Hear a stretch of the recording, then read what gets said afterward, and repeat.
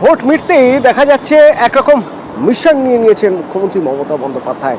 যেমন প্রশাসনিক কাজের খতিয়ান নিচ্ছেন, কোথায় কোথায় কাজের অগ্রগতি হয়নি, কোথায় কোথায় জোর দিতে হবে সেসব নিয়ে কড়া বার্তা দিচ্ছেন। তারই পাশাপাশি নজরে এবার শিল্প,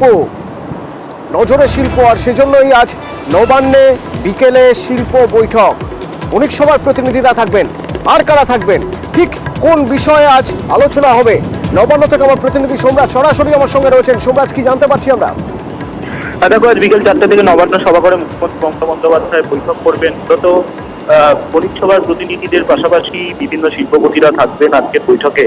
মনে করা হচ্ছে যে আজকের বৈঠকে মমতা বন্দ্যোপাধ্যায় আগামী দিনে রাজ্যের শিল্পে বিনিয়োগ সম্ভাবনা নিয়ে আলোচনা করবেন। পাশাপাশি বিশ্ববঙ্গ বাণিজ্য সম্মেলনকে সামনে রেখেও মমতা বন্দ্যোপাধ্যায় আজকে বেশ কিছু রোডম্যাপ তৈরি করে দেবেন।